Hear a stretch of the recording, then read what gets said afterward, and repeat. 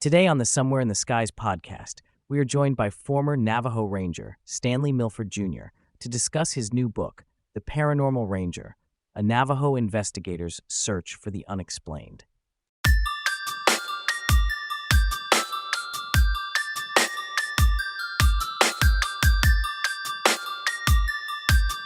This is Somewhere in the Skies with Ryan Sprague.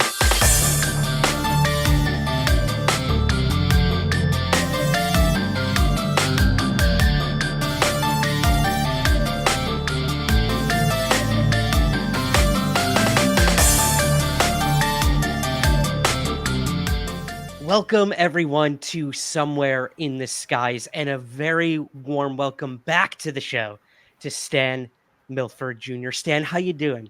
I'm doing great. Glad to be here. You're back. You have a brand new book coming out in early October, and I can't wait for people to read this. I was honored to get a advanced copy of the book, and there it is, right there. Yeah. I furiously went through it. So I've got a bunch of personal questions for you, and we have some listener questions later in the show. Sure. But before we get to all of that, let's catch people up, if you don't mind. Now, some people might know you from your lectures that you've given across the world. They might know you from your episode of Unsolved Mysteries. But today we're going to talk about the book, and the book really starts with you, your life, where you were born, how you were raised. So, if you want, could you just give us a snapshot of who Stan Milford Jr. is? And catch us up if you don't mind. Well, my parents are both come from Native American backgrounds. My mother is Cherokee, from a little town called Tahlequah, Oklahoma, which is the capital of the Cherokee Nation. And my father he was full-blood Navajo from Arizona, living on the Navajo Reservation. So you must understand that the Navajo Reservation is the largest native reservation in the United States, within the United States. So it's basically 27,000 square miles or 70,000 square kilometers. So it's a pretty vast area. And so I grew up between those two places. I went to school in Oklahoma. I went to a public school. You know, being Native American in Oklahoma, you know, that used to be Indian territory before it became the state of Oklahoma. So there is a large population of different tribes there. And but I always felt inclusive, you know, within the classes and within my schooling. I never felt any different than any other student. You know, there was a majority, probably half of the class was probably Anglo or white and ancestry, and the other half of that would have been different minorities, blacks, Asians, and Native Americans. So, but I went to public school all the way through the 12th grade and graduated high school there in Tahlequah. But my father would fly me and my older sister, Deborah, who's 5 years older than me. He would fly us to and from Oklahoma to the Navajo Reservation, fly us from Tulsa, Oklahoma out to Albuquerque, New Mexico. And he would come and pick us up. And we would spend the summertime, our summer break, living on the Navajo Reservation with all of our aunts and uncles and cousins, which my father had a really large family too. Both sides have really, really large families. So a lot of cousins. And out there on the Navajo Reservation, you speak to your aunts and uncles as though they are your parents. You talk to them in that same manner. So no matter where you were with a cousin or whatever, you stayed at their house, you were fed, you were looked after, and so it was very communal kind of living. My great grandparents were still alive when I first came to the Navajo reservation, and I learned a lot of different things from them and from my grandmother, my father's mother, there on the reservation, learning a lot about the culture and stuff. So it was a very interesting time. There was no issues with that I felt with crime or anything like that. Us kids were allowed to run around the community, sometimes at all hours, but we always felt safe. There was the elements within the culture growing up on the reservation that was more prominent than it was in Oklahoma. Things dealing with what is commonly known as shapeshifters, or these Skinwalker that's known in the culture. And so you would hear these stories and tales as a kid growing up there. Interesting. Now, I know in the book you actually do go a little into that history with your personal history with a possible Oh yeah, skinwalker. Is that something you'd be willing to share yeah, with us about your childhood encounter with a possible skinwalker? sure. Now you have to realize that most of my childhood was spent there in Oklahoma. Um, I lived with my mother and my sisters, uh, Deborah, and my little sister Stephanie, and later on my little sister Lisa. But I going to public school, you had some sense that of the native culture in Oklahoma. And growing up there, I always heard stories from my aunts and from my mom about shape shifting, but or this phenomenon related to Native Americans, and shape shifting is also intertwined with witchcraft, uh, Mm. using different types of ritual and ceremonial activity to be able to change from a human form into that of an animal, be it a bird or a coyote or other things. So for me, growing up as a child in Oklahoma, those those stories always seem like fairy tale. There was no connection to that, uh, physically or visually, you know, related to that. I did hear the stories, but it wasn't until I had come to the Navajo reservation during my college years. I was going to school in Kansas, Oklahoma, at Haskell Indian Nations uh, College there. It was a junior college at that time, and and when we would go on break, I would come to the Navajo reservation and work, spend my summers working there. And I was there during this one summer, and I had gone to the movie theater one night, and I had watched this Stephen King movie, and um, I was big into heavy metal or hard rock music. I played guitar growing up in high school and stuff, so I was big into Nice. that. And the band AC/DC played the soundtrack to that particular movie. So, so I went to the movie by myself that night. I borrowed my sister's car, and I'd gone to the theater. The show didn't get out till around midnight, so I came into the lobby, and there was an elderly man sitting on one of the little benches there in the lobby, and he asked if he could catch a ride back to the town that I lived in. And I said, sure, yeah, you can, I'll give you a ride. And so he hops in the car, and he had to be in his 80s. He little elderly Navajo man, and we made small talk, and I took him out to where he has to be dropped off, which at that location there was no ambient lighting, there was no street lights or anything. It was out on this long stretch of highway, and I took him out there, and he has to be let out. So I said okay, and I let him out, and it was pitch dark out there, and I turned the car around and I started back on this long straightaway stretch of highway.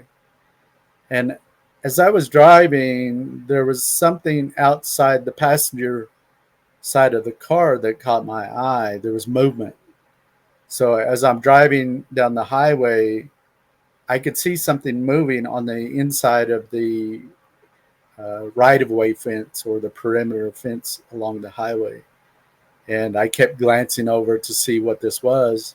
At first I thought that it might have been a horse or something like that was running on the inside of the fence. But almost immediately, I picked up speed to highway speed, 55, 60 miles an hour.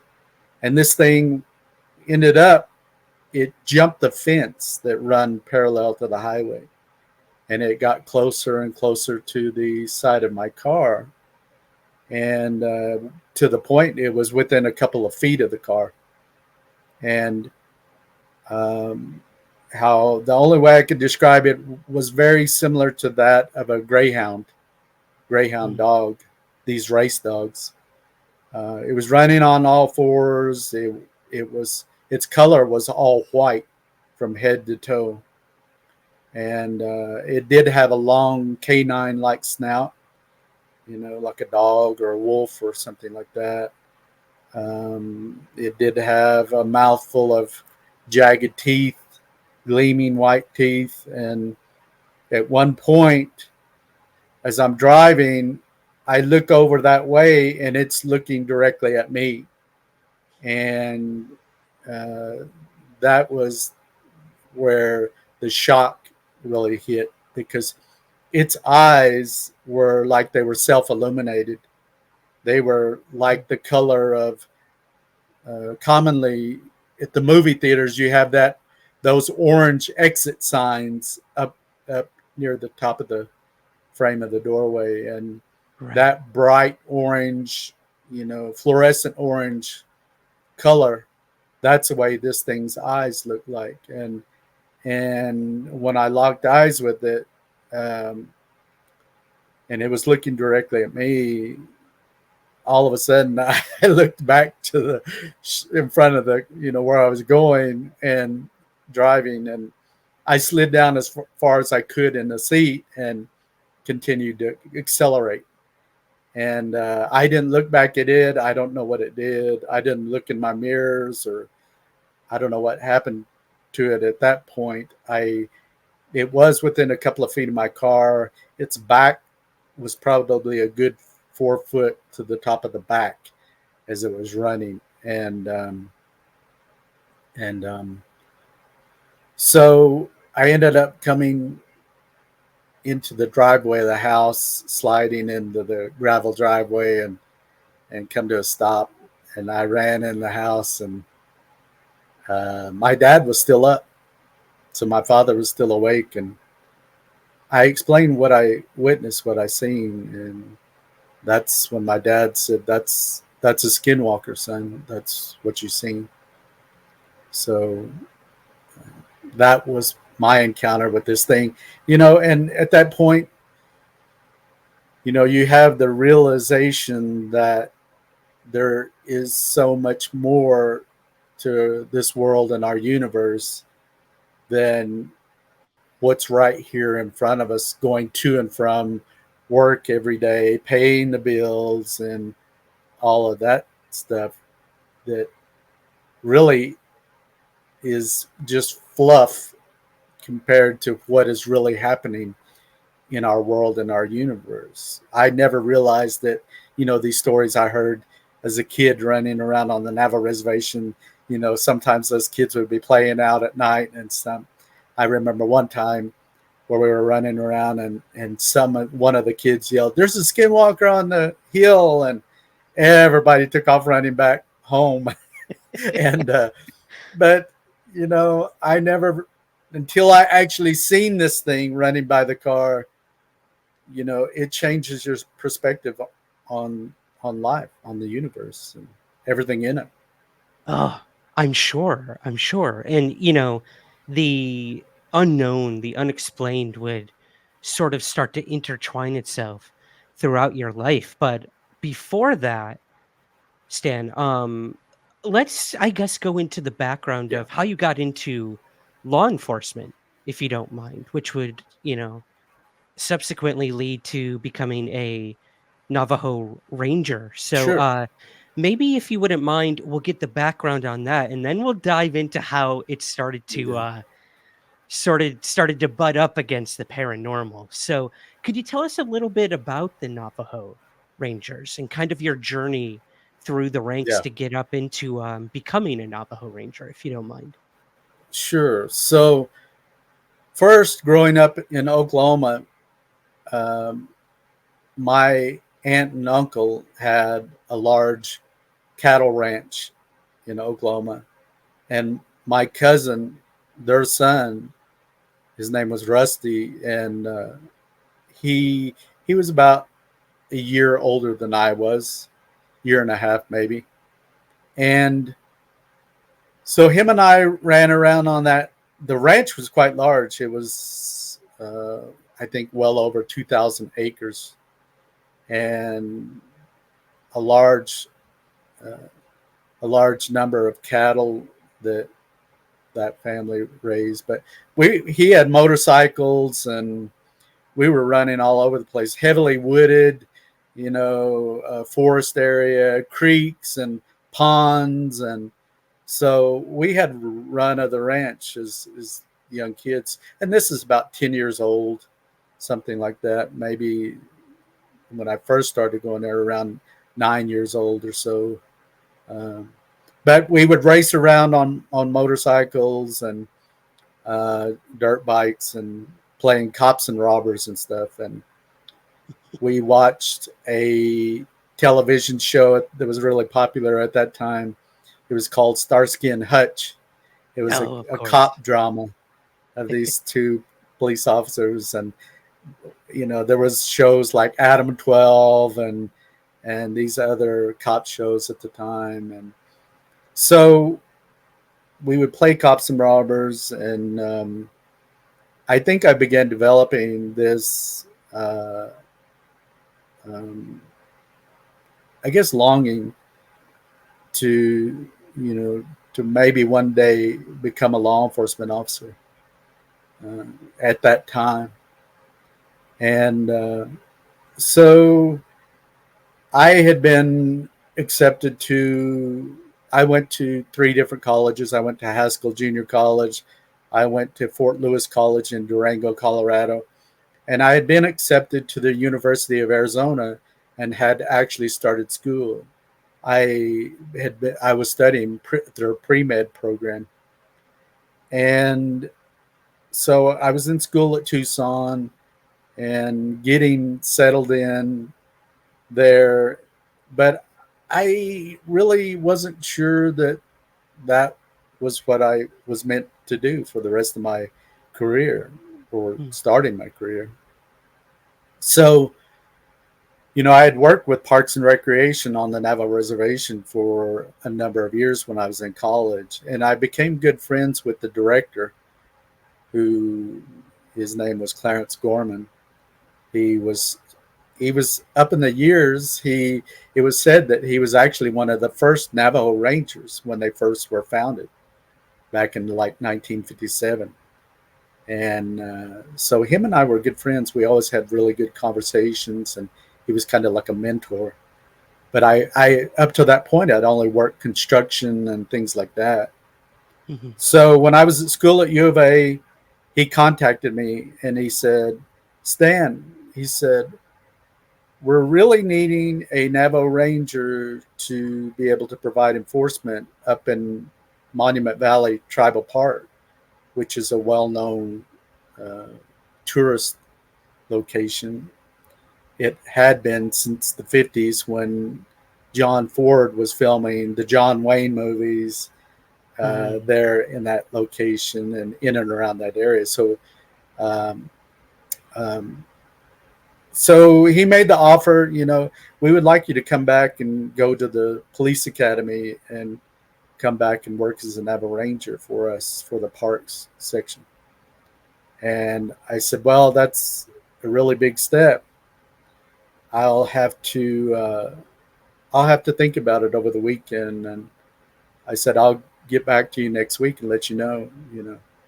But secretly in my heart, I already had made up my mind.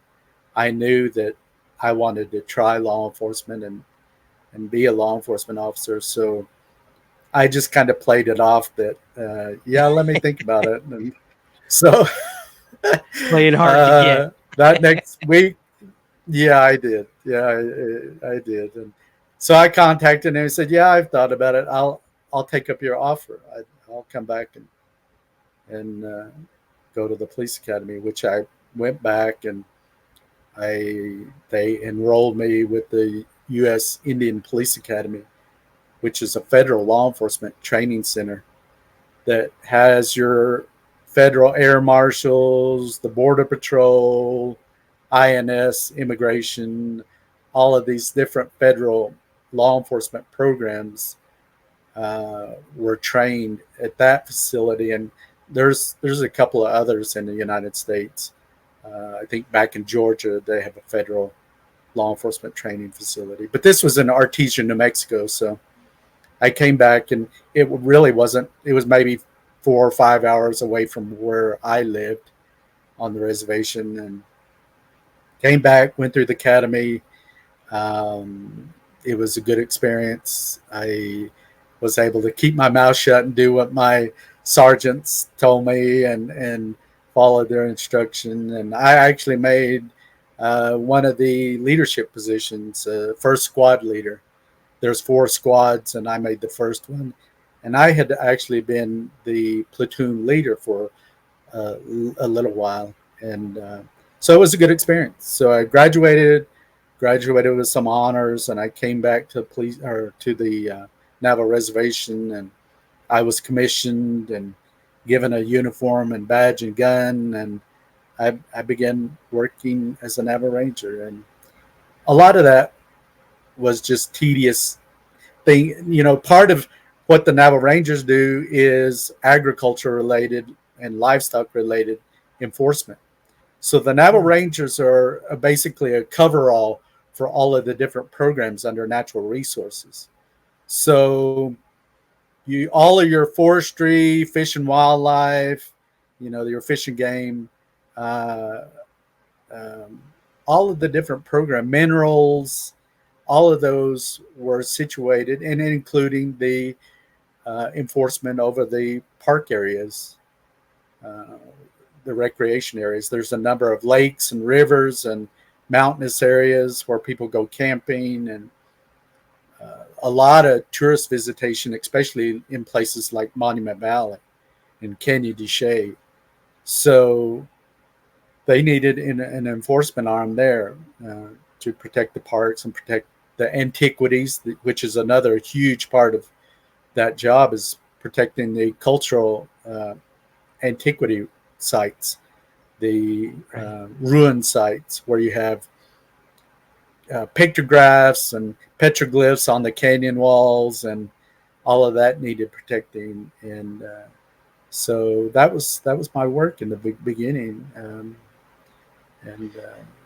came back and began working under a chief ranger, Leonard Butler, who was the chief ranger at the time.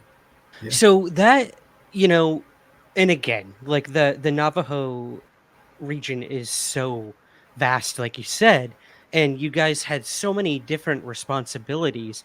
And I know even in the book you do mention, and we haven't even mentioned the name of the book, Stan. I'm so sorry. The Paranormal Ranger, which will be available in early October, guys. We'll have links to it down in the show Yeah. notes and everything. Yep, This is what yeah, it let's looks show like it up. right here. There it is. I love the cover. I love the cover. The Paranormal. So you covered in the book everything from, Yeah. like you said, protecting antiquity, dealing with livestock, agriculture, sometimes even search and rescue or missing persons, domestic violence, like you name it, you were law enforcement. You did it all. Yes. But then that gets us up Yeah. to the book. Right.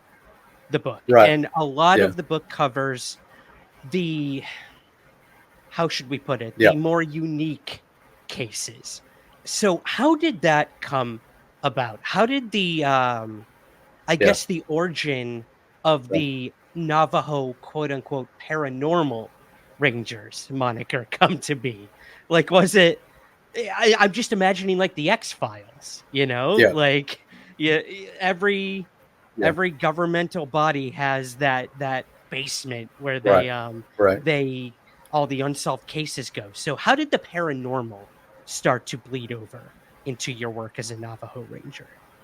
Well, I think it's important to mention that, I grew up between living in Oklahoma, which the public school there is a Western education. It's a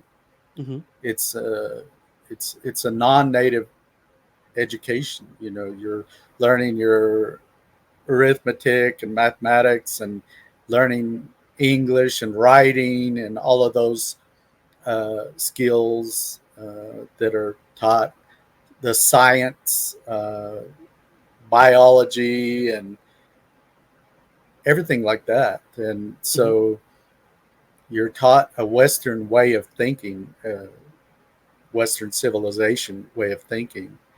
And then on the other hand, I had the cultural side of being Navajo, which, there's elements of, like I mentioned earlier, you have medicine men and shaman that do healing practices and ceremonies that are hundreds, if not thousands of years old. And so you have a perspective of two different worlds. Well, that unique element of seeing and having a perspective of Western civilization and native views and cultural views, I had that, but not only did I have that, the chief ranger had that, because he was born on the reservation, and as a child, he was taken from the reservation and placed in school up near Salt Lake City, Utah, in the Mormon culture. And that's where he went to school as a child. And again, he probably didn't return home till after he graduated high school. Of course, like me, coming back in the summer times and stuff. But also Jonathan Dover, who was my partner in the Special Projects Unit. Jonathan was a lieutenant with the Navajo Rangers under Special Projects. John, too, was born in Los Angeles, but his grandparents and had other relatives that lived on the reservation. His grandfather was a medicine man, and he grew up, again, Jonathan grew up seeing both worlds, seeing the Western side and then also the Navajo culture.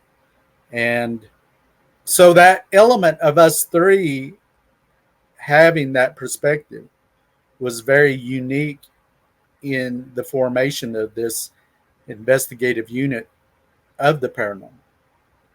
And so there was a case where an elderly grandmother who was, at the time, she was living in the mountains at what's called sheep camp. In the summer times, Navajos will herd their animals up into the high elevation mountains because it's much cooler in the summertime up there in the mountains, and it's a lot greener. You have a lot of green grass and foliage and streams and water, pools of water, lakes. So she had her sheep up there. She called the department saying that she had witnessed this thing that people refer to as a Bigfoot or Sasquatch, the Yowie, and this thing that people describe as 8 or 9 foot tall, covered in hair. She said this thing stepped over into her sheep corral. It picked up one of her sheep under its arm, and took off with one of her sheep. So with the Navajo people, the livestock has a really high importance. That is probably the leading component in the Navajo economy is livestock. So for something like that to happen, one of your animals, one of your livestock to be carried off, is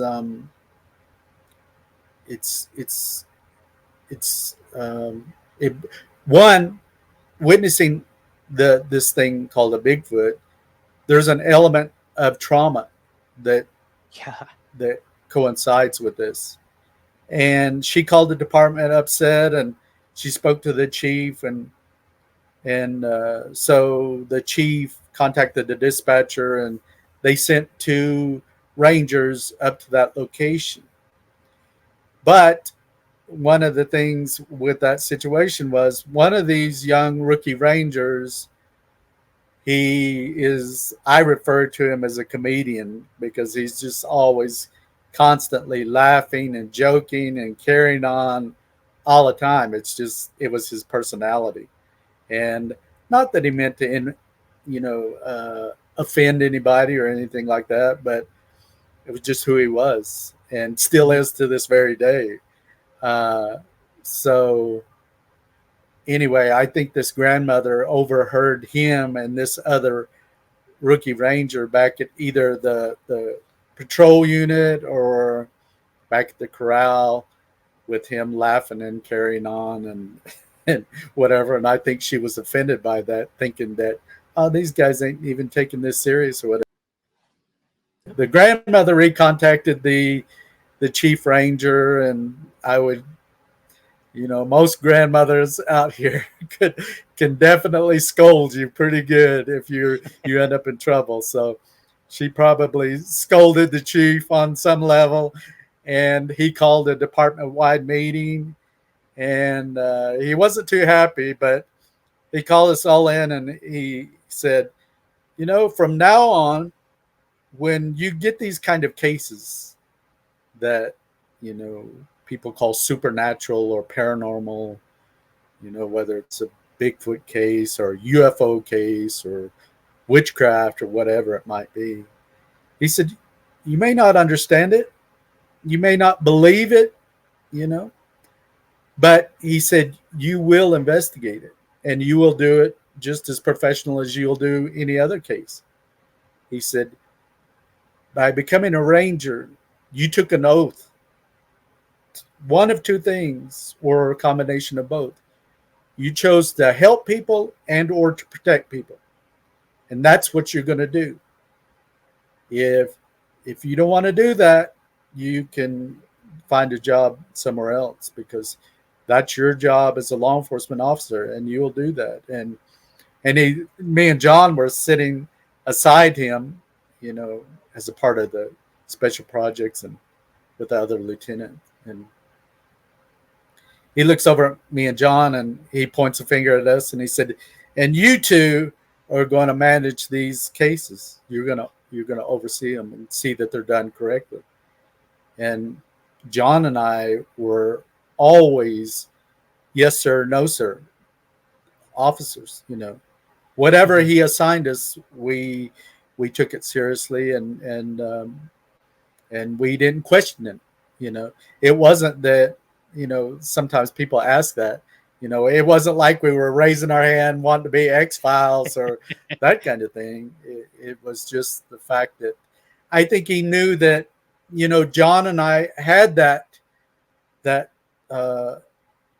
bipolar, view of the world. And a lot of the Navajos that lived there, and especially those Rangers, with their taboos that are built into that culture.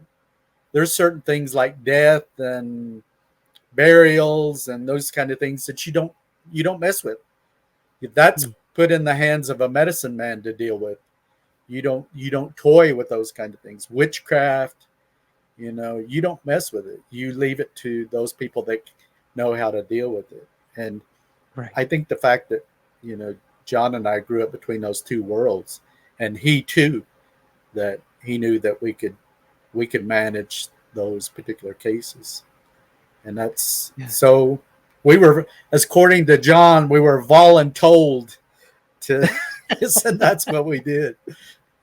I love that. I was gonna say you were the reluctant heroes, which is the oldest story in time, right?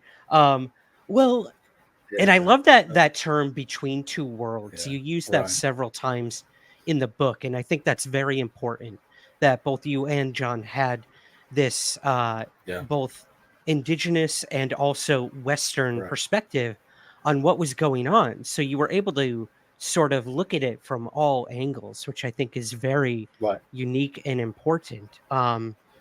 Well, I guess, Stan, I don't want to give away too much of the cases that you talk about in the book. We want people to obviously read it. But maybe if there's like one case that really sticks out to you that you'd be willing to share with us here, what would that be? What is like the case that haunts you to this day? Is there like one or maybe two? I don't know. Yeah, what case would you like to cover with us here on Somewhere in the Skies? John and I worked together in that special projects unit. And again, we managed and were commanders over the department's SWAT team at that time, Special Weapons and Tactics, so tactical unit. We had all of the equipment, the firearms and all of that, and we responded to man with weapon calls in conjunction with the Navajo police. At times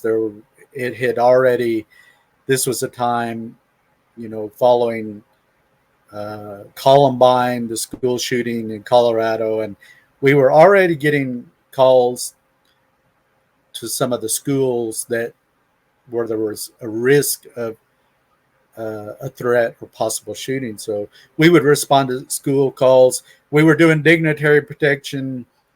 We were assigned to do dignitary protection for the first Navajo woman who ran for Navajo president at the time. During the campaigning, again, there's 110 chapters or local governments throughout the Navajo reservation. Wow. And so during campaign season, when people are running for president, they're traveling to the different fairs during the summertime and making appearances. And we were like the Secret Service with the U.S. presidency. We had to be specially trained and in operating vehicles and weaponry and all of that stuff. And so we did that kind of thing. We did security for dignitaries. Like, let's say if Johnny Depp was out on the reservation filming The Lone Ranger, we would get assigned to do protection and security for those events. And so I did the security for the band Metallica one time when they were filming a video in Monument Valley. And so it was an exciting job, being under that. There was some risk to it, but John and I, in doing and learning how to function under SWAT, one of the key things, the principles that you're taught, is not to allow fear to dictate your actions or control your emotions. You stay focused on your training and stay focused on the mission at hand. And I think that carried over a great deal in the paranormal. John and I had already had a really strong faith and spirituality growing up. You know, as a little boy growing up in Oklahoma, sometimes I'd disappear off into the woods, sometimes even after dark. And I wasn't afraid. You know, I put those things of fear into my creator's hands and God's hands and let him handle those kind of things. So I think that was a big element in doing these kind of cases that John and I would do, because we are very similar. We wouldn't be afraid. And we, you know, with some of the haunting cases and the things related to like demonic activity and stuff, these entities will try to instill fear and try to get reactions out of you and stuff, and it feeds upon that behavior. And John and I wouldn't give it that, you know. So, yeah, there was one of the big cases I did was that had a great impact on how I viewed the universe, and it also helped me develop theories about the paranormal too. It was a haunting case where I put together a team of 4 individuals to go into this office space where their director had said that their staff were experiencing unusual activity in the office space to the point that it was disrupting the workplace. Things moving, voices, people being touched.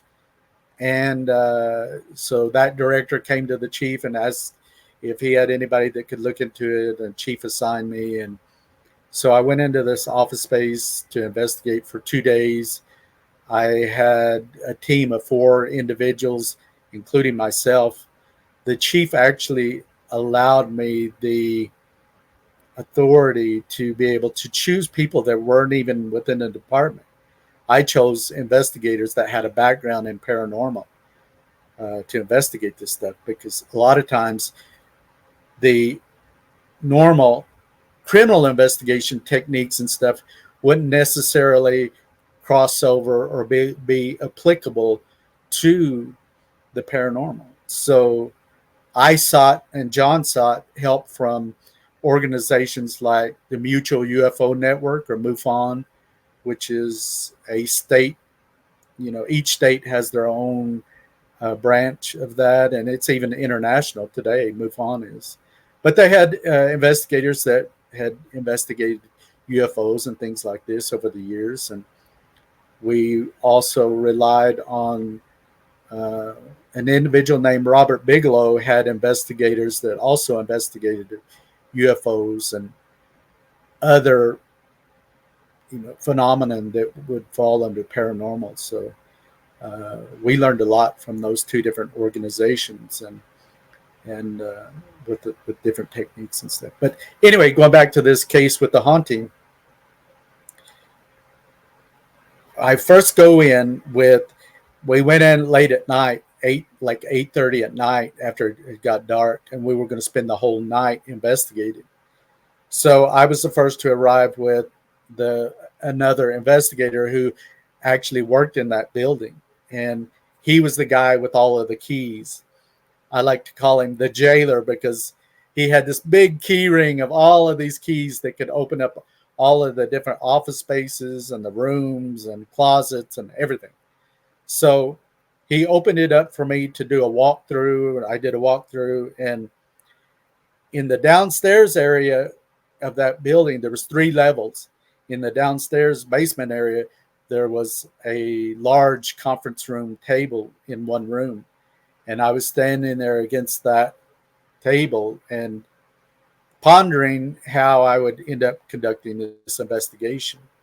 So as I was standing there leaning against that table, it was as though somebody put their index finger or finger on my lip, my mustache, and pressed that finger from one side of my face to the other side and then back across, just like a person was pressing their finger against my face. And when that happened, over here on one side, within a couple of feet, there was there was two male voices that were carrying on a conversation.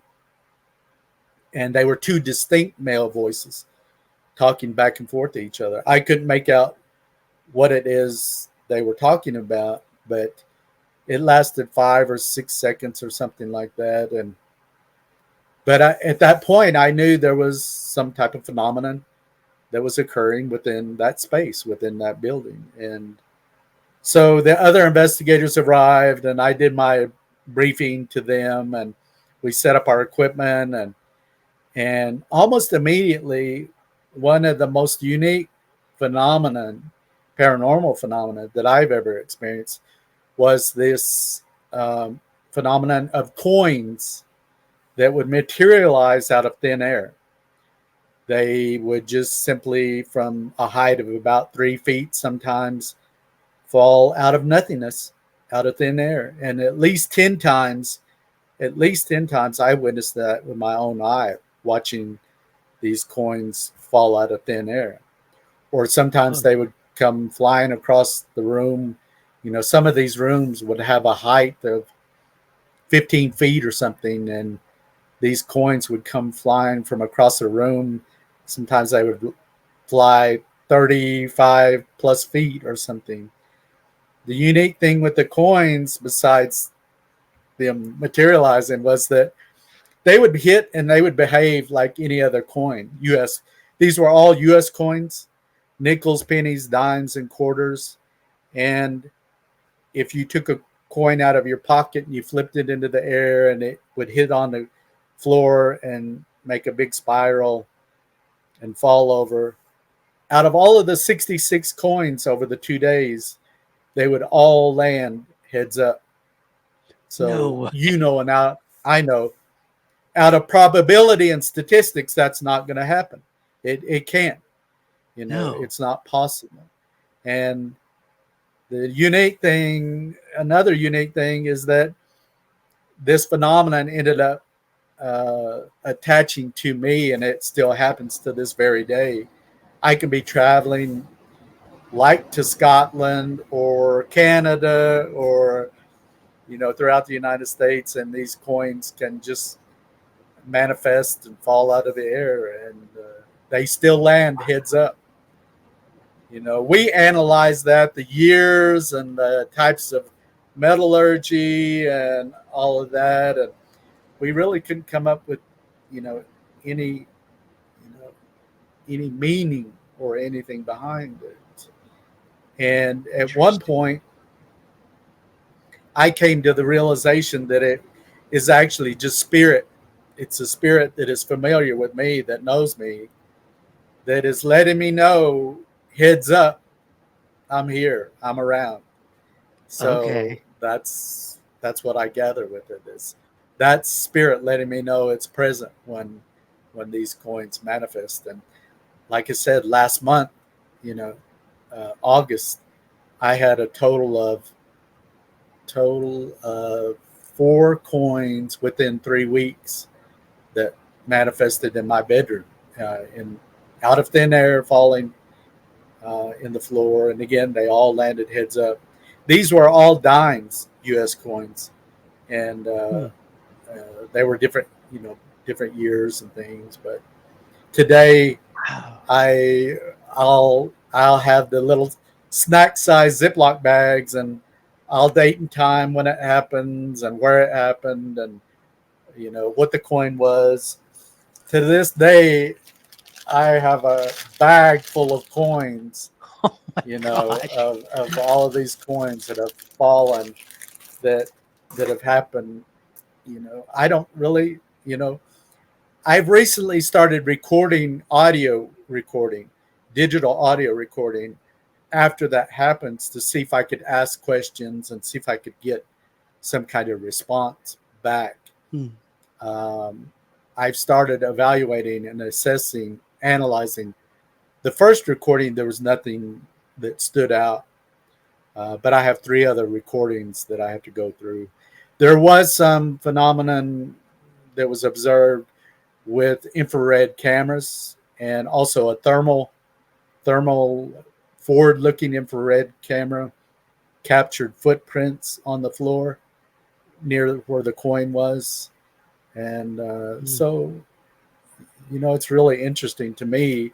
I was one of those children that was always so inquisitive with science and wondering what makes things work, what makes things tick. I would get maybe a toy robot as a little boy for Christmas or whatever, and before the end of the day, I might be in the bedroom with a screwdriver taking it apart to see how it goes together, probably getting myself in trouble too. But I was always very inquisitive. So this paranormal stuff really, it was, I guess I was meant to do it because, one, I wasn't afraid of it, and I always found it so interesting. The audio recordings of voices of something that's not even there, but interacting with you, answering questions in real time, from something that's not visibly there. UFOs. I've witnessed UFOs, things that I could not explain. I've now seen the thing that people refer to as Bigfoot, both with the naked eye and also using night vision and a forward-looking infrared thermal camera. I've seen this thing. So again, like this thing that was running alongside my vehicle, I know these things exist now. I've seen it with my own eyes. Science might say, well, it's not possible, that can't happen, and according to these theories, and but I know there's more than what science can explain with our current knowledge and scientific theories and things like that. Because it does happen. It does happen. Right. So. And I mean, you have endless amounts of cases where just as many inexplicable things have happened. I know you've encountered, like you said, UFOs, shadow entities, paranormal, skinwalkers, everything you can think of has happened in these regions. And it does sound like, Stan, that you said as a child you were very inquisitive. It sounds like these phenomena chose you.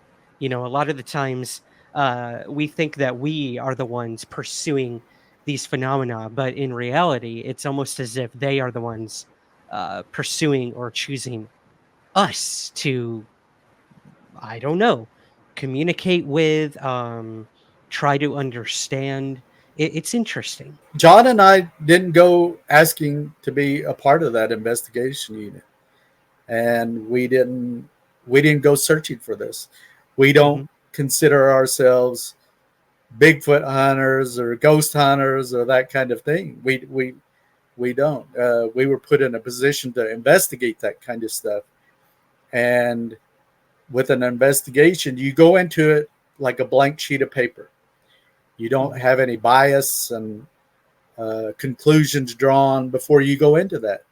You let the evidence that you collect, whether it's photographs or in the case of the coins, actual physical objects, you collect that evidence and let the evidence speak for itself. All you're doing is compiling all of that and writing a report or typing a report afterward, what transpired, your interviews and witness statements and all of that. And so John and I don't follow that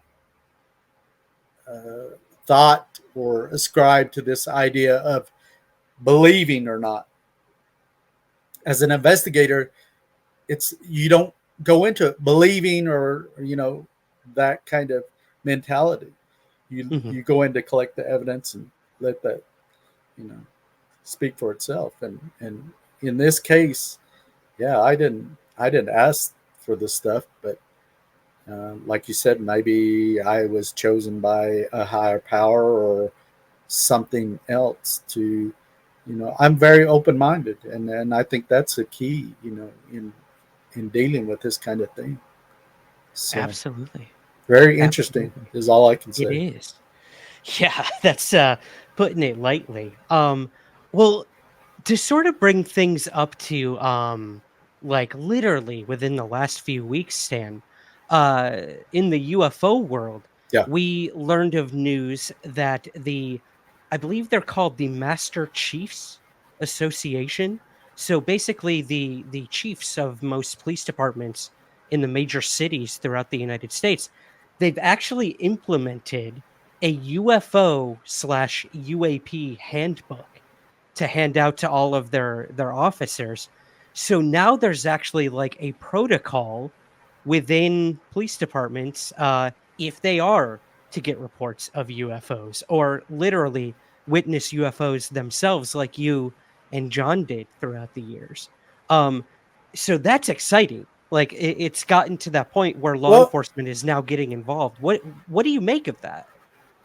well, I think the government involvement in that has always been there. Hmm. You go back to times even before the Roswell incident or Corona incidents back in 1947, in the summer of 1947, where you had an alleged UFO crash, with the government being involved and the military being involved in the collection of those craft. And I think it goes back even before then. There's other countries around the globe that have had experiences with objects from the sky crashing, and in some instances, living entities from those craft. And I think it's always been there. Throughout the United States, though, in law enforcement, prior to this time that you're referring to, most agencies, when somebody would call about a UFO or something of that nature, they would get told that we don't deal with that kind of thing. You'll have to find help somewhere else. And that's why I think for my chief, he wasn't going to turn people away, because he was adamant about the oath that you took as a law enforcement officer to help people and to protect people. And so even though it may have been a supernatural subject matter, you were still going to do your job. And most other agencies at the time wouldn't even touch those kind of things. Yes, the officers would experience these things because the law enforcement officers are out there 24/7 in our communities, and they've witnessed these objects flying in the sky and things running across the road. And they would among officers, they would have these stories that they witnessed these things, but they would be very cautious about who they shared that with, because of ridicule. And just like airline pilots seeing UFOs throughout the years, they weren't afforded to talk about it, because they would have a certain label put on them, and they might be ridiculed, and they might be forced out of a job.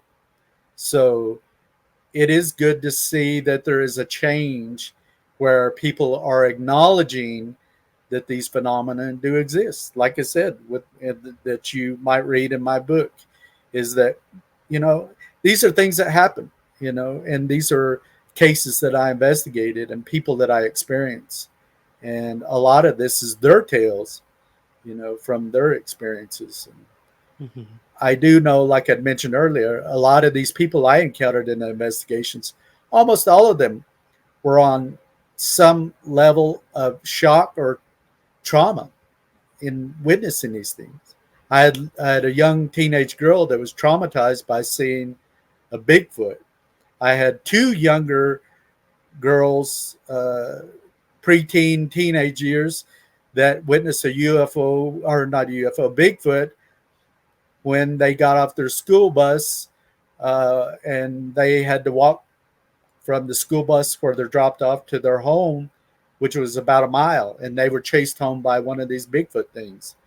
And their uncle encountered them when they got home, and they were traumatized. They couldn't even hardly talk until he finally got them to tell them what they had seen. And he too witnessed this thing that people call Bigfoot. So Interesting. it happens. Well, it right. That idea of trauma, that actually bleeds into kind of my last personal question for you. Stan, before we get to some listener questions, you Sure. pose these theories in the book Yeah. as well. And one of them was, and I want to quote this from the book, there are man-made places in the world where turmoil, pain, and trauma have created paranormal hotspots. So I'd love to know, what you sort of meant by that theory. Like, do you personally think that we have created these paranormal hotspots, or have they always been there? Is it a communion of both? Like, I guess we could use Skinwalker Ranch as sort of the biggest example, but also throughout all of the Navajo Nation, obviously, with the numerous cases and different types of phenomena that you experience. So, I Well, guess my question is, do we create the phenomena that we're observing or experiencing? like you had mentioned, the Unsolved Mysteries episode that John and I were part of, the Paranormal Ranger on Netflix, it kind of talks uh, a broad subject matter where John and I did investigations, and um, so we investigated a place called Satan Butte on the reservation where there was a lot of paranormal phenomenon in and around that particular case. And later on, it was noted that this was on the same longitude as what is known as Sherman Ranch or Skinwalker Ranch. Hmm. Um, um, this was a ranch that was purchased by Bigelow, Robert Bigelow. It was investigated for years, the different types of phenomenon, from a scientific standpoint. And it was duly noted that there was really strange activity and paranormal phenomenon, supernatural phenomenon that was occurring on that ranch. But and I know around the globe,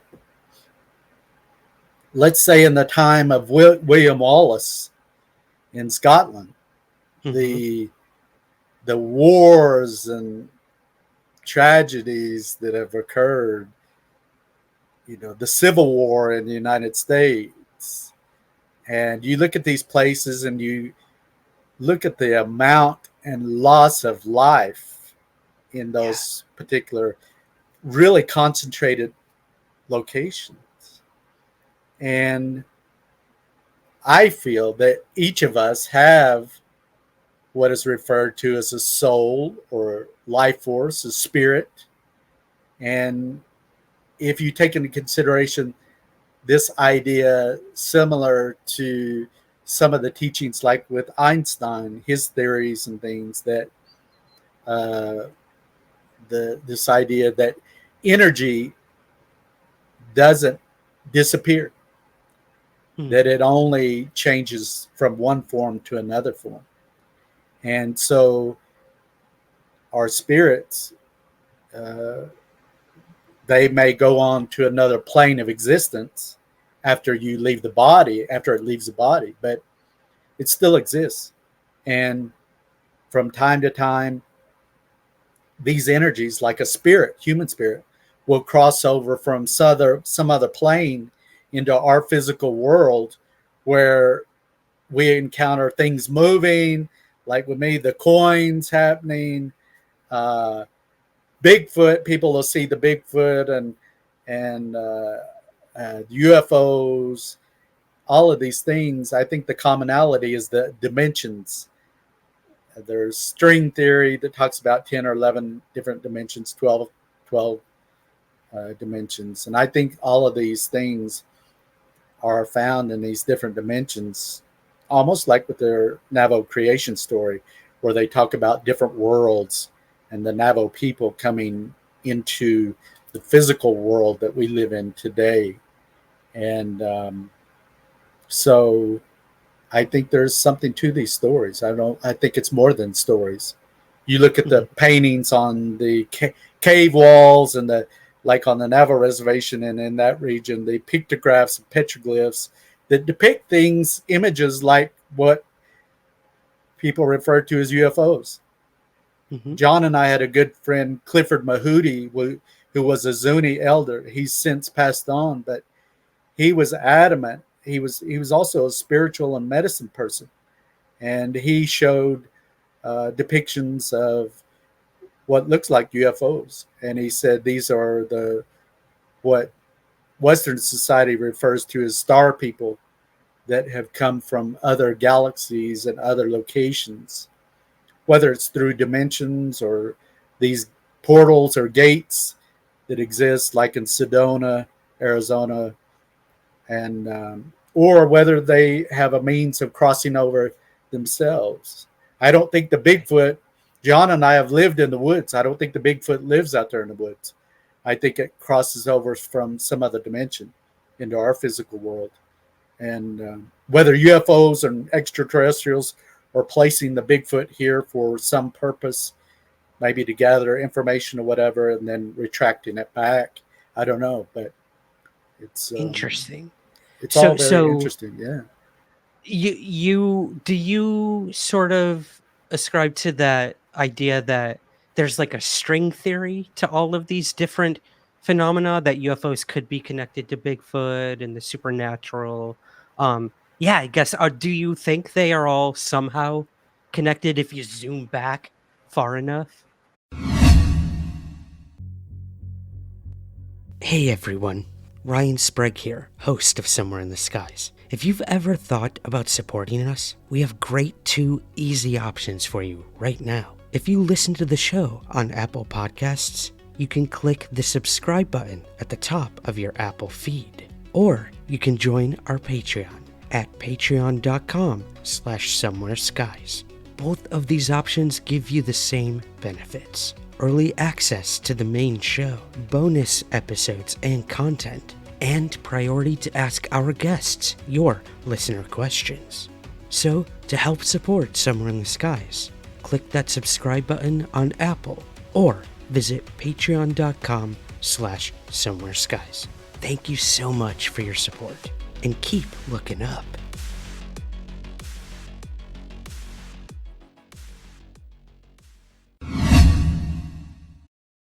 Well, today in science, they're talking about the possibilities of multiverse, universe, besides the one that we currently exist in now and physically exist in, and the fact that the universe itself is infinite.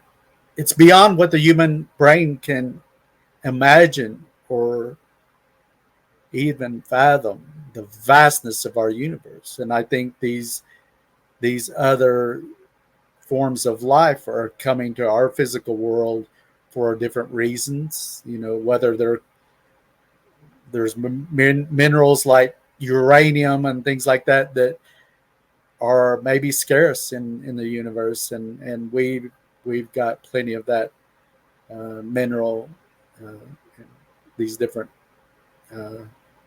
elements that exist here on this little planet that draws attention from far spaces out there in our universe or other multiverse or other dimensions. And I think that's the commonality with indigenous peoples around the globe. There's a common thought that everything is interconnected. Everything is interconnected. Everything has a spirit. Everything has a life force. And I tend to follow along those lines that even plants and trees and animals all have that interconnected spirit. Mm-hmm. I think that's why it's important that we as mankind, we're the stewards of this planet. We need to come together and get beyond our differences and try to respect each other and quit fighting and warring and killing and raping and murdering. And we need to get beyond all that. That's a very rudimentary Neanderthal type of thinking, to fight. Fighting is the only way to solve things. Our Creator gave us a mind, a brain, and ability to reason we need to come together. You and I live across the globe, but you and I are friends and have developed a friendship. And why can't, if you and I can't be really good friends, then why can't the world be, develop a friendship instead of being adversaries?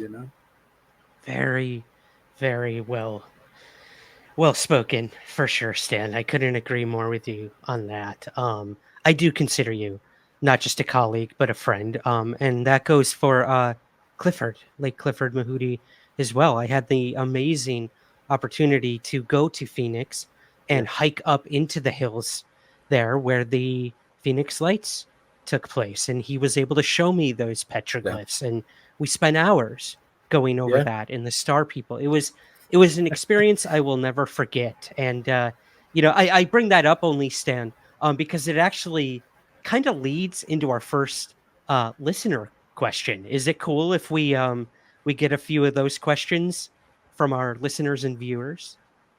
Sure. We wouldn't The be Phoenix. anywhere without our listeners. So, That's so true. Neither of us would be here right now. That's very true. Um, so, I mentioned right. Clifford and the Phoenix Lights. These orb phenomena, or light balls, or Foo Fighters, they called them back in World War II. We see these in the paranormal world as well. One of our Patreon subscribers, they get priority to ask our guests questions. Super Chuckles is this person's handle on Patreon, and they ask, Sure. Stan, does your new book talk about orbs or Mhm. balls of light? And have you ever experienced them? And what do the Navajo have to say about the orbs? Well, one must understand that orbs are a phenomenon that actually occurs across the board with these other types of phenomena. Uh, it's commonly spoke of in relation to like witchcraft and the shape shifting.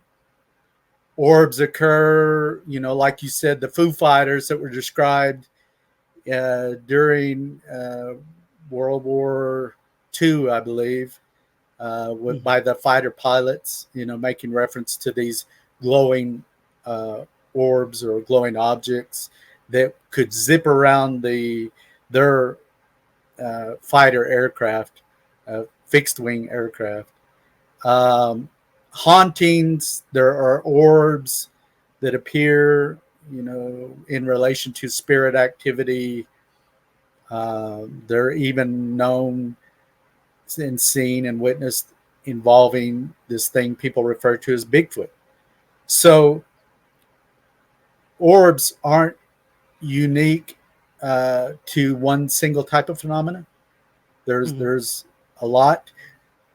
If you consider even like the shapeshifter, like what I see around the globe, you'll have references to something very similar to that. I mean, in Europe, there are cultures that talk of lycanthropy or werewolves. It isn't just something from motion picture from the movies. It's Mhm. something that is very real to them that exists within their cultures. There are this thing that people refer to as a rake, Rake, this form of humanoid that's sometimes taller than a human being, and so there's a lot of these different references. The Bigfoot, the Bigfoot's not, it's found in the Himalayas, the Yeti, the Yowie in Australia, the swamp ape down in southern United States, and the Bigfoot and Sasquatch and some of the uh, around other parts of the culture. So I think these things are they're throughout the world. It's not exclusive to one spot on our planet. These different phenomena, UFOs, are seen around the world. There's been sightings of these things landing in Africa and Australia and everywhere. Yeah. on the reservation. So, but with the particular to this question, I think I do make some references to these orbs, orbs occurring, at times, and but I think you'll find them orbs with all of the other phenomenons, supernatural experiences that happen. Mm-hmm. Right. Yeah, I do tend to agree that they seem to be somewhat involved with all of this. So you truly have to wonder why, which is a question we will continue to ask. Um, I guess sort of staying in the realm of the supernatural, Stan. I'm mostly known as a UFO researcher. That's what my podcast is primarily about. The books I've written, the TV shows I've done with all of it. Oh However, yeah, right. currently I'm doing a ghost hunting show Yeah, in Canada, and I will be going on my third season of investigating these haunted yeah. locations in Nova Scotia specifically. And I'd always heard of the hitchhiker Wow. effect when it came to, Skinwalker Ranch and places like that, of something following you, Yep. something coming Right. home. And I wouldn't say I didn't believe Right. in it. I Right. had no personal Yeah. experience with it. However, um now that I've been going to these haunted locations and have been possibly communicating with something supernatural, I have had extremely unsettling, reoccurring experiences Yeah. since I left Nova Scotia with the same apparition, Yeah. phenomenon, entity. I don't know what to actually call it. Right. Um, and Yeah. this ties into our next Patreon Right. question. Suzanne asks, we've Yeah. learned about the hitchhiker effect at these paranormal Sure. hotspots. Um, Besides, you did mention the coins, that entire sort of thing. Have you ever personally experienced other hitchhiker phenomena in your Yeah. investigations with John throughout the Yeah. years? That occurs. It's quite common for these different energies and entities to try to um, form a bond with a living person. I think in a lot of the haunting cases, I think a lot of these spirits don't. There's no comprehension or cognitive thought that they are dead, that they're out of this physical body.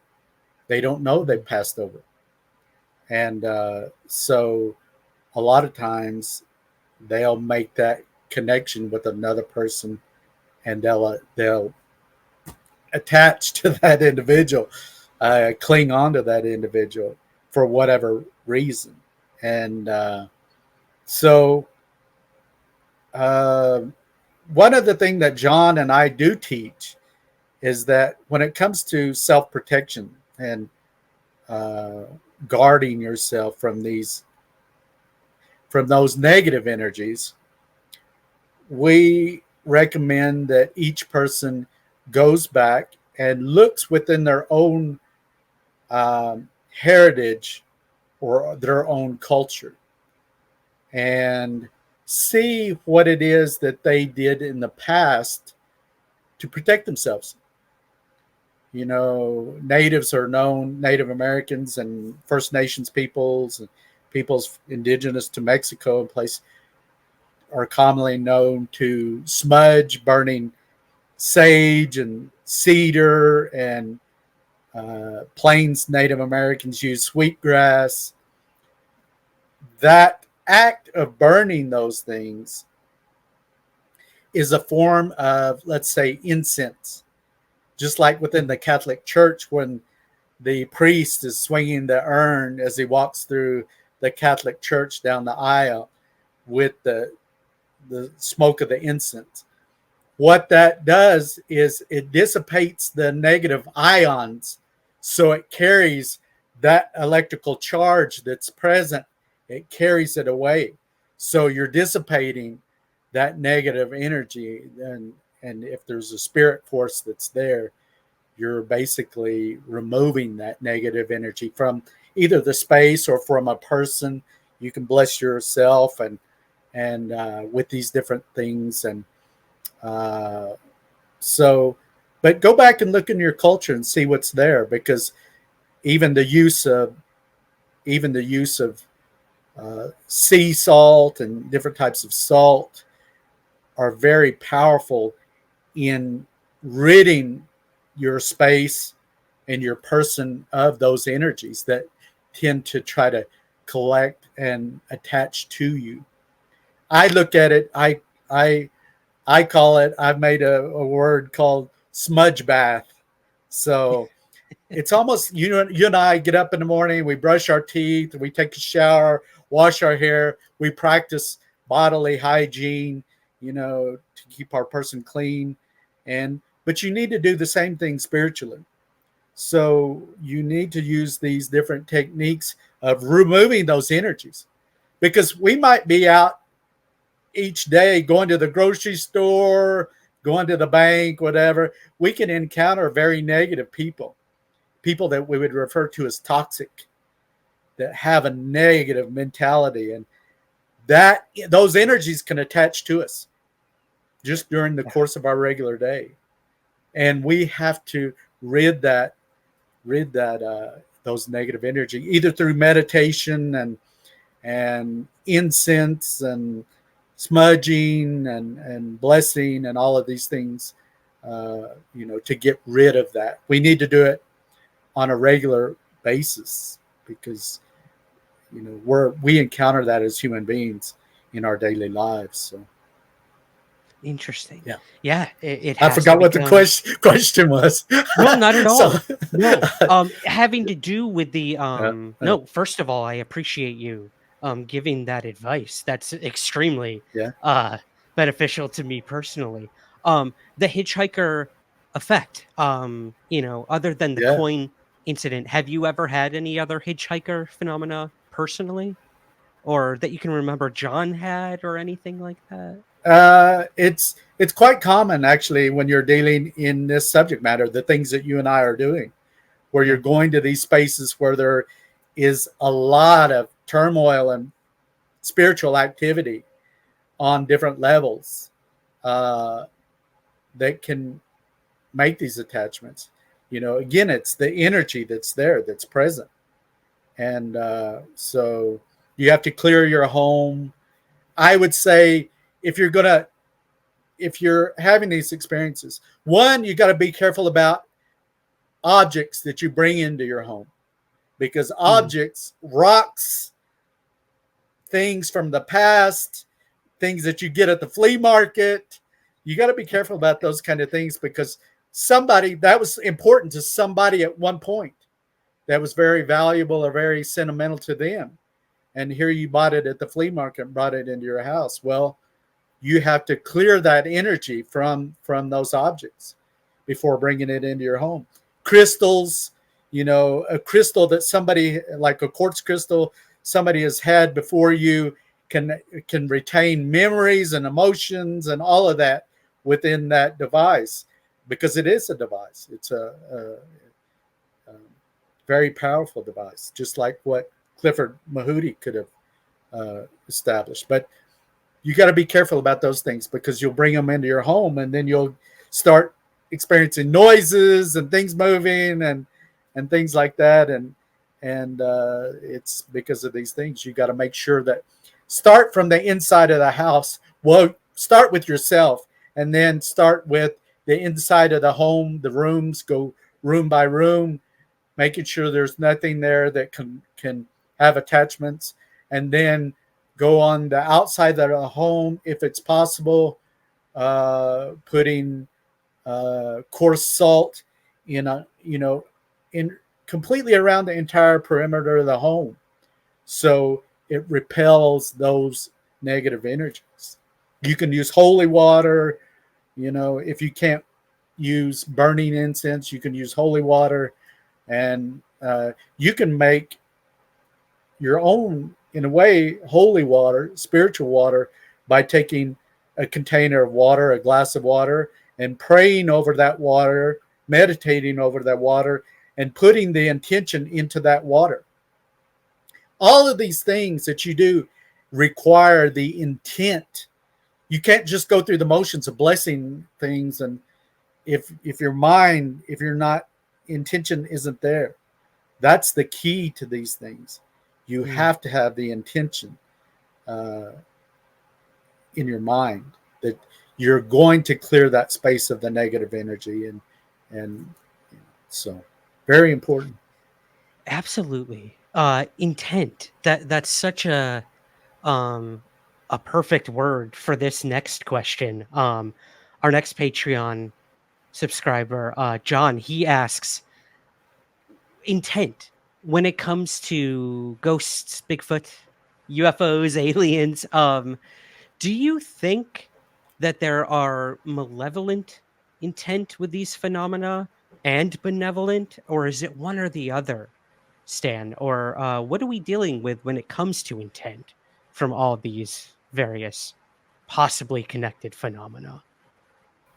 When you look at other cultures that have existed for thousands of years, you look at the Chinese culture and you look at teachings like yin yang, the yin and yang, where you have polar opposites of each other, and this philosophy that with good you'll also have the negative, with the positive you'll have the negative.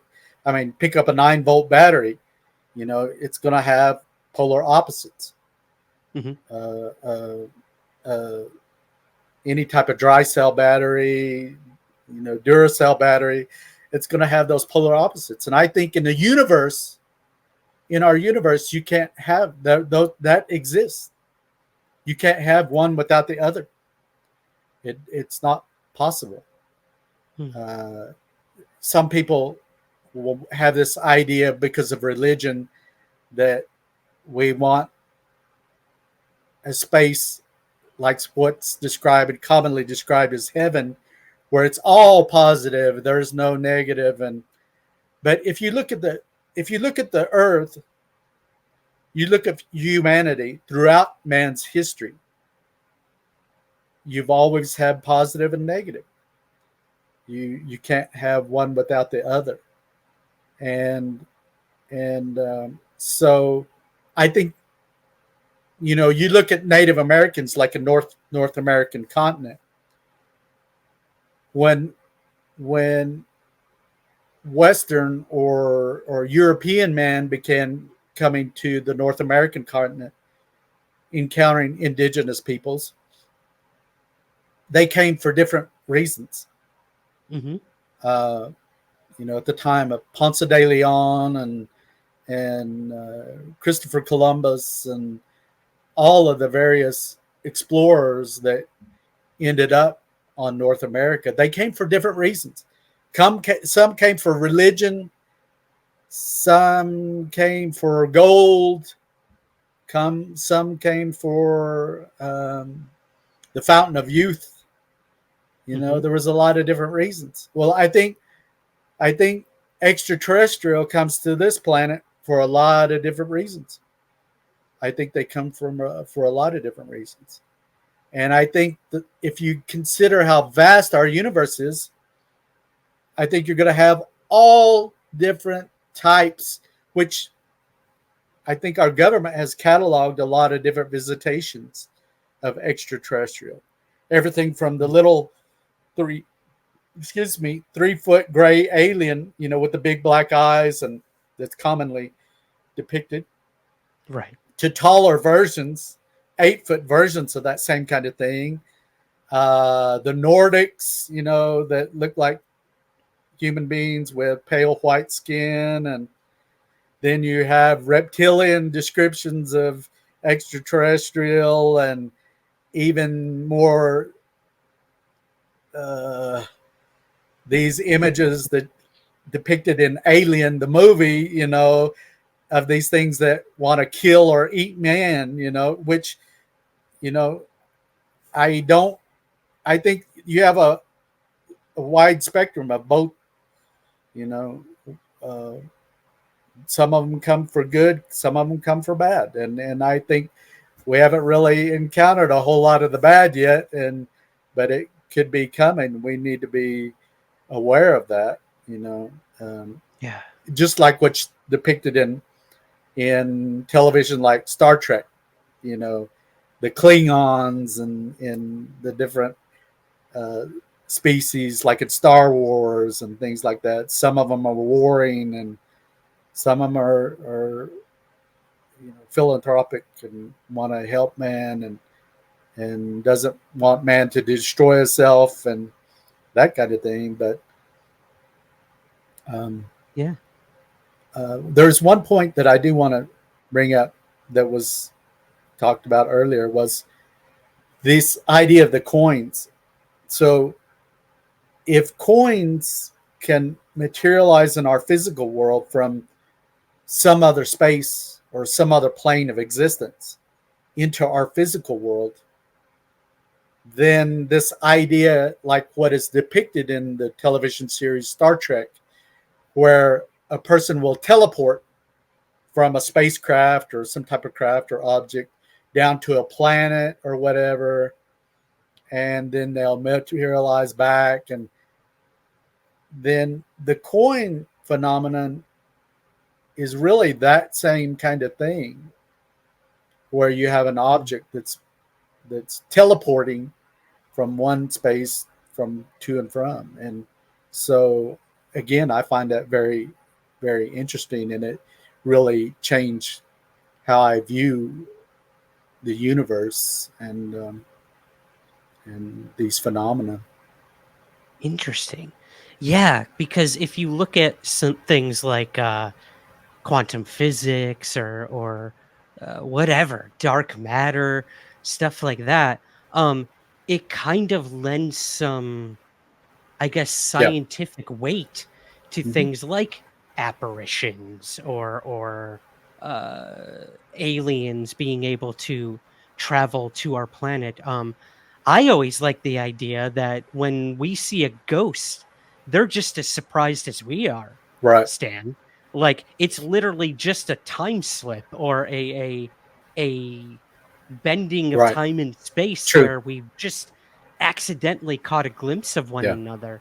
It's not like they're coming to scare us. It's literally, you're driving down the highway and you look out your window and you see the person driving next to you and you're kind of like, "Hey, how's it going? Good. How are you doing? Didn't expect to see you there." So that's kind of how I look at it. I Yeah. don't know. Right. If you consider, we get out on the roadway and we're driving an automobile, and I've had this experience where I've had spirit appear within the car or automobile I'm in. And if Oh, you're interesting. considering when you're driving, you're passing through these landmarks all the time. And so we can have those experiences even in an automobile as we're traveling. So Yeah. I had an experience one time in a haunting case where on a digital recorder, I captured a voice where there was nobody else in that space. There was a woman's voice that she clearly says, "Guess what?" And the accent ended up being, it was a woman's voice, and she was Scottish. When I went to All Scotland and right. played that recording for some of the people I encountered, they knew the dialect that this woman spoke and where it came from. So, and how that came to be within the space there on the Navajo reservation in one of the office buildings and stuff, I don't know how that happened, but it did happen. Wow. And so it again, a lot of this stuff, you end up with more questions than you have answers.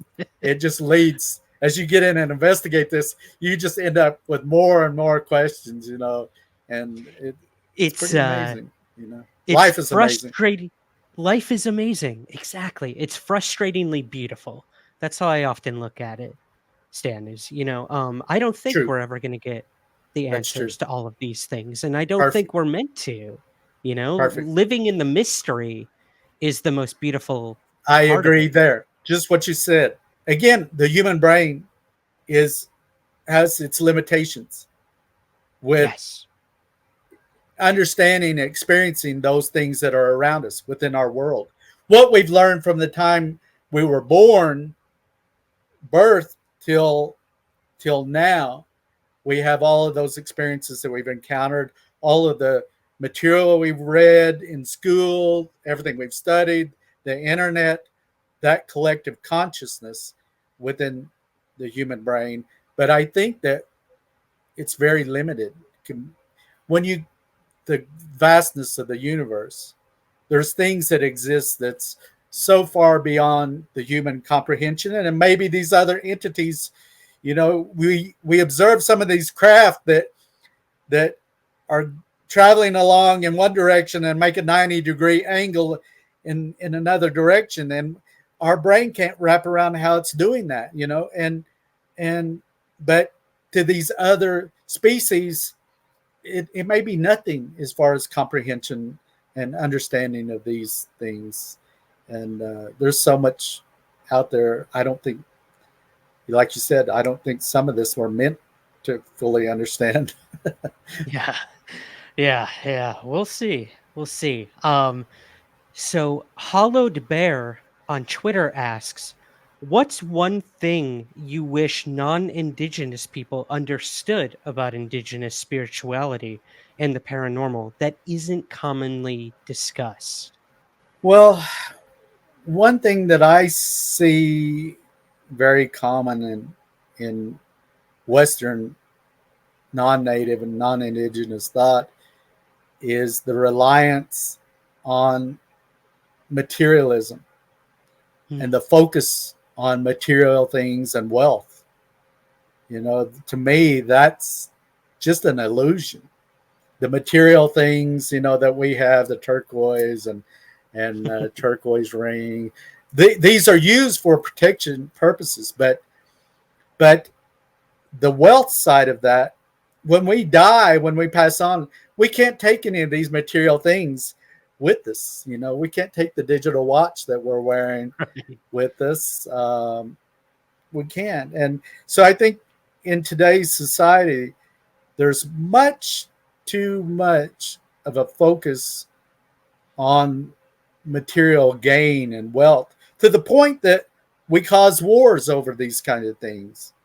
We create, you look at the disparity in the United States right now between political parties. And to me, that's such a shame.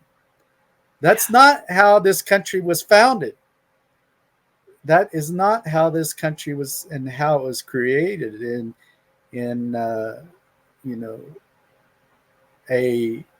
having a, now the word democratic is a bad word, but it means that everybody has an equal input to our society. And Right. if you have a different perspective, I respect that. I respect that you have a different opinion. Not that I demonize you because you don't think like I do, And we've seen the results of that in history.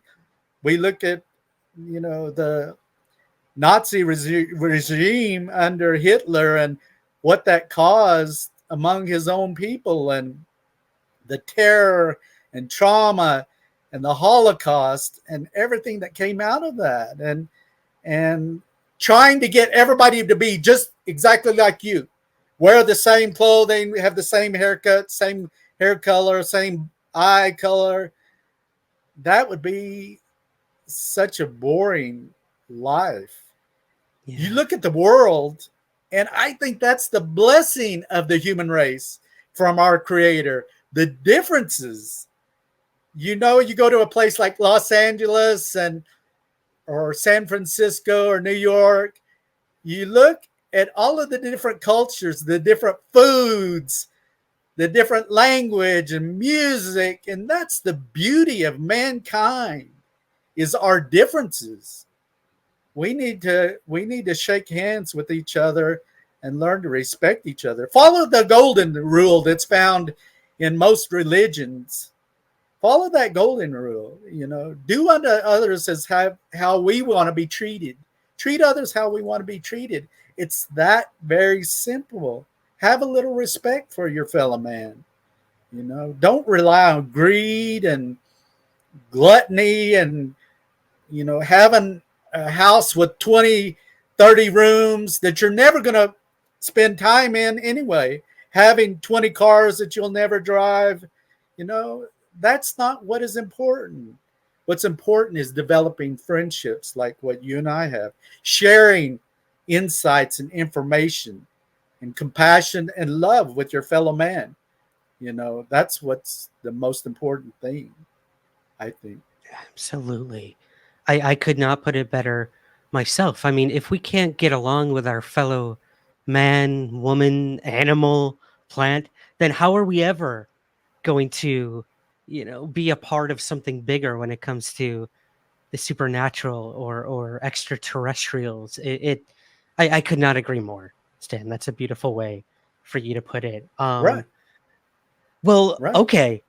Here is our last sort of question. Last two questions, because we want to know where to get the book, obviously. But it has to do with that.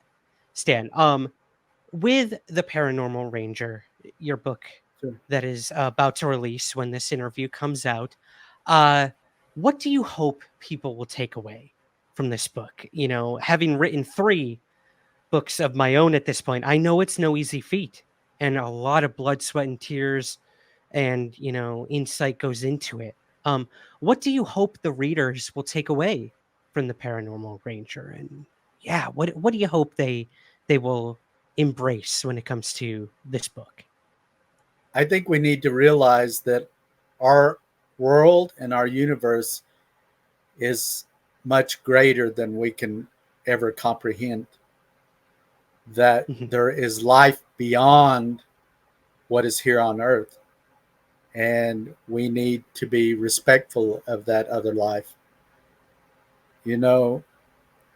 I think that there was one time when John Dover and I were presenting the Paranormal Ranger information in a town called Dulce, New Mexico, which is known for its UFO activity and Bigfoot activity. At the end of our presentation, there was this elderly Native woman who came up to Jonathan Dover. She had to be in her 80s. And she came up to us with tears in her eyes, and she hugged us. She just came up straight up to us and hugged us. And she said, "Thank you for doing what you do, because you allow people to understand that this stuff is real, that it does happen." And she went on to convey this story. When she was a young girl, she encountered a UFO. And she had carried that experience all of her life. And her relatives, her children and grandchildren were standing around her. She went on to talk about that experience. And they were standing there with their mouth wide open in shock, because she had never shared that experience of that UFO encounter all her life. And here she was in her mid-80s, and she had tears flowing out of her eyes. And she said, "Thank you for doing what you do, because you allow me to come to a place where people know," she knows that this experience was real and that she wasn't crazy. So I think taking away from that, I think that's the big thing, is that I think you could travel around the globe, and no matter where you went, you couldn't find a single family that does not have one family member somewhere in their family tree that has not had some sort of supernatural or paranormal, some type of UFO experience. I don't think you can find any family like that. It's universal. on this planet. And I think my sister Deborah has a saying that paranormal is normal.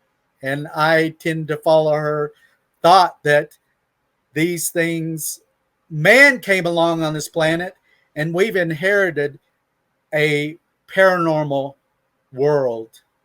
These things existed long before we ever traipsed across this planet.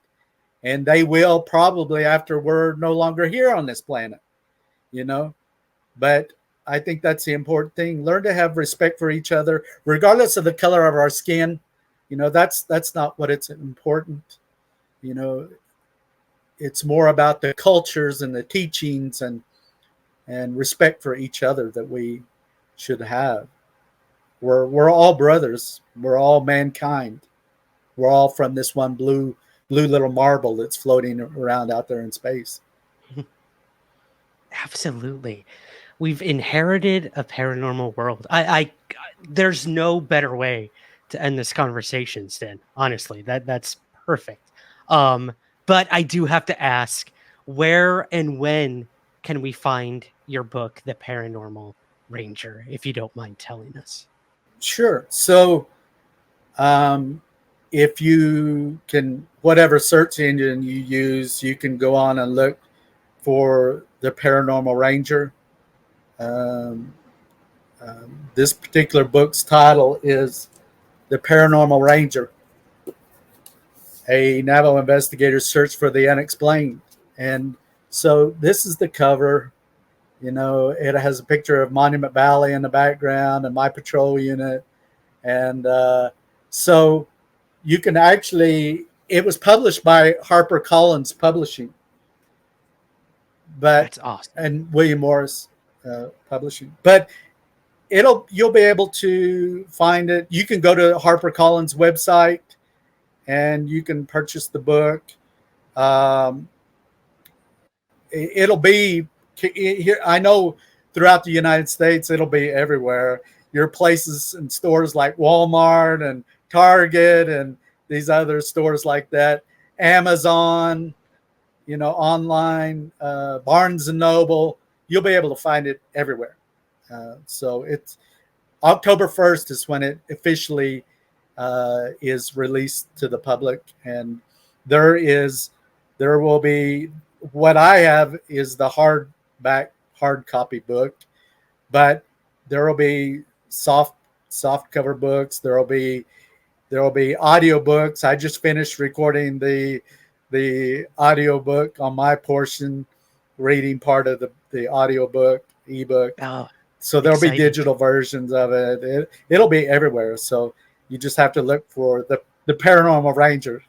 So it will not be hard to find, Stan. It was a beautiful book. I've seen a bunch of advanced reviews already up on Goodreads. Thank you. Up on Amazon, and it's been nothing but stellar reviews. So I have to thank you for writing this book for people like that Native American elder and for people like me and those who have seen UFOs. I do feel we are at a point in our history that there is an awakening, so to speak, of mankind and these phenomena. We're coming to realize that this isn't just make-believe. This isn't just fantasy.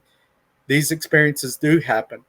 We may not always be able to explain it, but the paranormal is out there.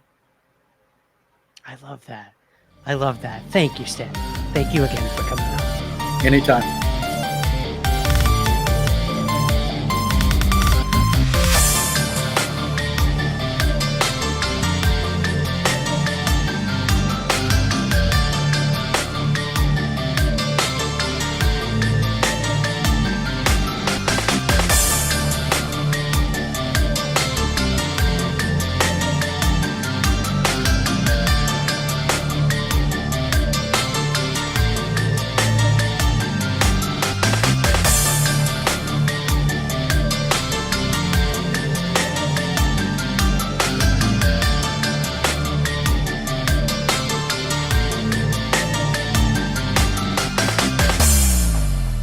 This has been a production of LIONSGATE Sound. Please rate, review, and subscribe wherever possible. Thank you for listening.